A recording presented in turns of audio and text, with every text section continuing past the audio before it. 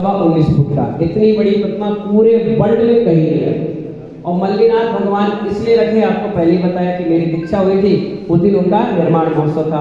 अब भाई जिसके निर्माण महोत्सव में दीक्षा हुई थी, एक बड़ी प्रतिमा तो रखने का फर्ज बनता है, इसलिए हमने रखा। दूसरी बात, मल्लिनाथ भगवान की एक क्वालिटी और थी, 5200 वर्ष की उनकी आयु थी। कितनी? 5200, जिसमें उन्होंने इस अवस्था को 5100 जी लिया, यानी 100 वर्ष वो आपकी तरह रहे, राजा महाराजा की तरह, और 5100 यानी 95% जीवन उन्होंने केवल ज्ञान में ही बिता दिया। इतनी बड़ी उपलब्धि थी। उन्हीं के समय मैना सुंदरी का जन्म हुआ था। किसका? जो शिक्षक महामंडल विधान होता है जैन दर्शन में 3 पर साल में, उसी समय मैना सुंदरी का भी जन्म हुआ था।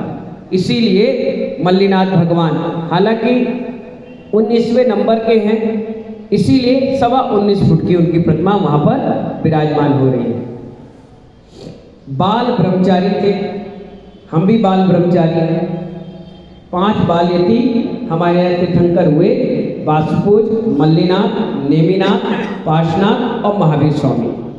और दूसरी बात, अगर राहु ग्रह आपको परेशान करता है तो नेमिनाथ और पार्श्वनाथ की जाप होती है, और जब कोई केतु परेशान करता है तो मल्लिनाथ की जाप होती है। इसलिए केतु के लिए मल्लिनाथ और नेमिनाथ वैसे ही सौरीपुर बटेश्वर में विराजमान है, तो राहु के लिए वो। तो राहु और केतु दोनों आमने सामने रहेंगे तो कभी भी कोई आपको ग्रह परेशान नहीं करेगा। ग्रहों की ज्योतिषी के हिसाब से भी अगर देखा जाए तो ये है। 15 तारीख ही क्यों निर्धारित की गई? क्योंकि अब तक हमने 185 संत भवन बना लिए, तो 185 को अगर कैलकुलेशन करें तो 14 का अंक आता है, और 186 बन रहा है, तो जब कैलकुलेशन करें तो 15 का अंक आता है। 15 यानी 6 का अंक, और 6 का अंक यानी शुक्र। शुक्र का मतलब है आशीर्वाद, और जोड़ोगे भी तो 15 तारीख डेट आ रही है, 15 का अंक आ रहा है, 15 तारीख को होगा। इसलिए अंक विद्या, ज्योतिषी विद्या, सारी चीजों को निर्धारित करके क्षेत्र का 15 तारीख इसका संयुक्त एक नियम निकाला गया कि इस दिन अपन शिलान्यास करेंगे। दिन भी बढ़िया है, संडे का दिन है, और संडे को सबकी छुट्टियां होती हैं। हर व्यक्ति की छुट्टी होती है, 60-70% व्यक्ति फ्री रहता है। और बताइए, दैनिक भास्कर वाले भैया चुपचाप बैठे, बोल ही नहीं रहे। और हाँ, एक और क्वालिटी है, अभी तक आपने राम मंदिर का शिलान्यास सुना था, चांदी, सोना, तांबा, कितनी सारी उसमें प्रशस्ति रखी गई। साथ ही साथ जैन, अजैन, चाहे हिंदू सनातन धर्म, जितने भी तीर्थ क्षेत्र है, सब जगह की मिट्टी और पानी लाया गया वहां डालने के लिए। ऐसे ही क्षेत्र में 300 से ज्यादा निर्माण भूमि,